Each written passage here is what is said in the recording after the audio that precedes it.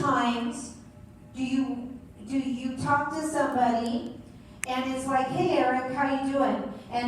And really, I don't really care about Eric.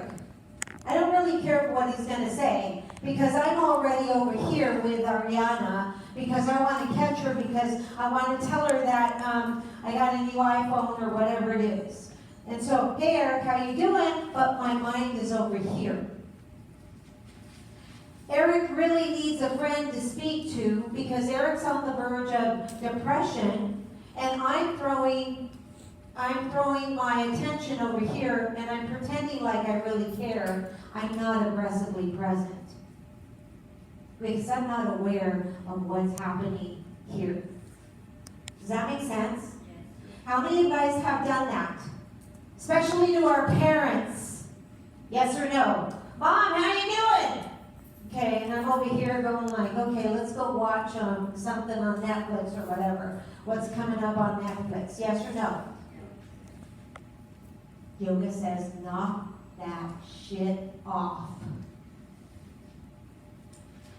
Because you will never be where you want to be unless you're here, right here in this moment.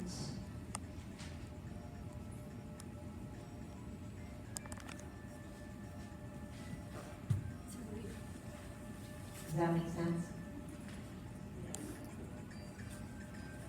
There's only two kinds of listeners in this world.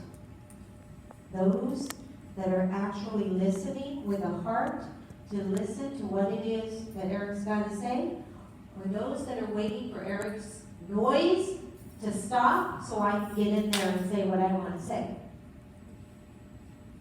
Parents, raise your hand. Been there. I'm a parent. What'd you do today, Eric? How come you did that? Tell me, how come you did that?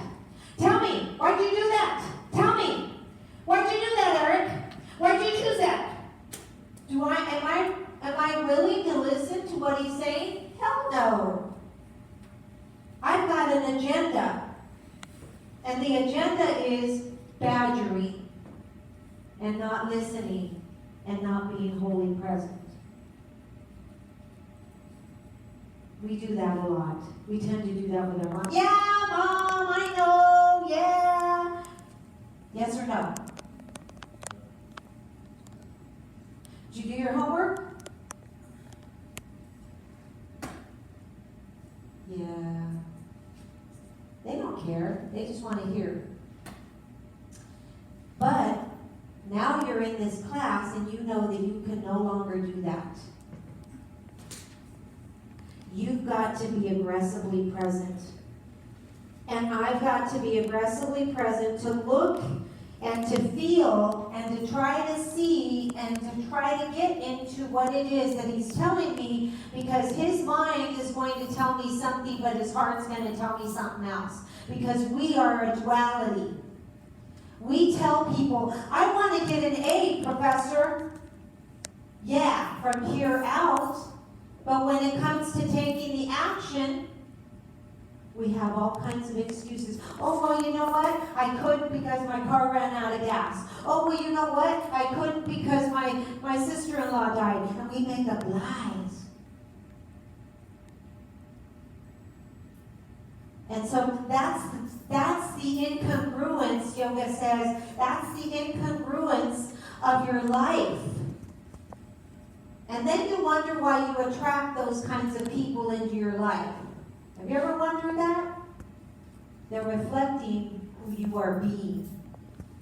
Every person who comes in front of you, even myself, has a reflection, and one of you guys and all of you guys have a reflection to how I'm being. Does that make sense? Yes. Woo!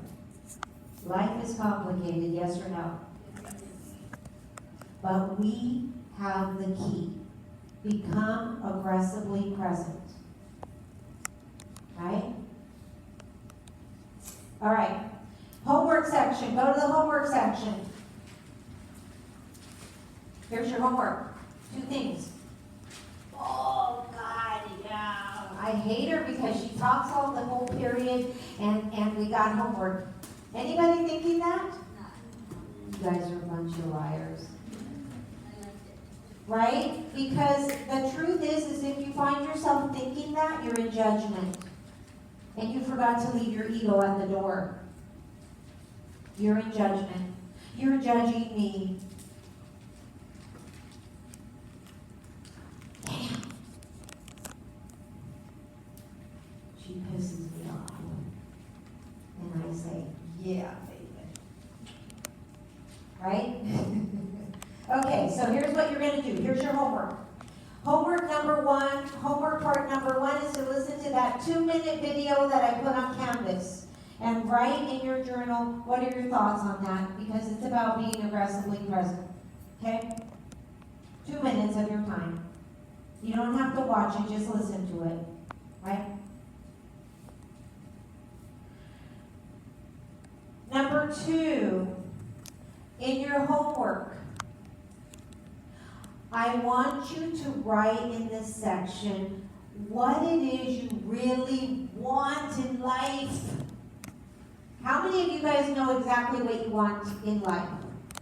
Oh, wait, you've had me before. Yes, you do. Tell me what it is. I want to be a teacher for history. Okay, you want to be a history teacher. That's good. That's what you want to do in life. But what do you really want out of life?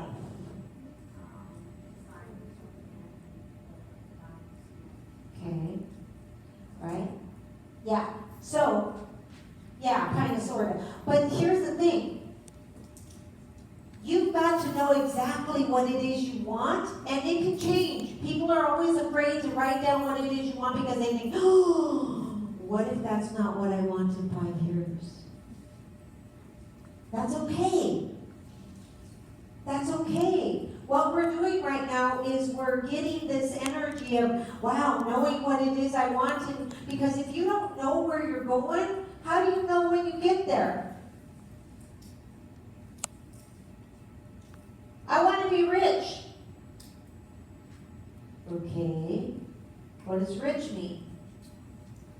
And when do you want to be rich? And how do you want to be rich? And what's it going to look like when you're rich? What's it going to feel like when you're rich? You see all the details? You must be, this is practice for your vision board. You must be very directive. So that's your homework. Write down exactly what it is you want in life right now, and don't get scared. Don't get scared to think that, oh my God, if I write it down, then I can't have anything else. No. Because that's what we do. We stop ourselves. We block ourselves when we do that. No, let it flow, guys. Let it flow. Let it flow. And if it doesn't flow, what do I want in life? Start with the material things. I want a Maserati.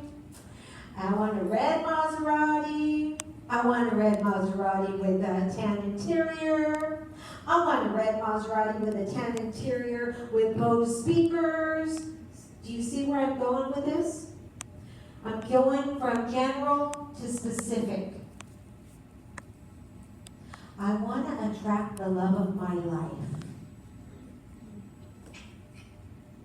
Who is the love of your life? What does that look like? What does that look like? Is he tall? Is he fat? Is he skinny? Is he successful? And if he's successful, what does successful mean? Because you will begin to attract that which you write down because you're being that, right? Trust me, I attracted my husband that way. I wrote it all down, and the only detail I missed was romantic. I forgot, looked at that list. I went back a couple of times, looked at that list, and was like, damn, can I write it right now? And believe it or not, list, and I walked right into his life.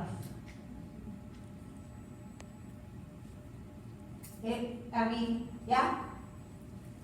I wrote down tall, dark, and handsome, and I wrote some other things. And if you look at my husband, he fits all of those things because we went to a couple's coaching. And I gave my list to the head coach, and I said, okay, so find the man that fits this bill. And sure enough, he walked up to my husband and said, "You were married before you ever checked." I was like, "Yeah, how did you know?" Her shopping list is right here, right? So you've got to know that, guys. You've got to write that shopping list. And if you don't feel like if you feel like I'm lying to you, you're in resistance.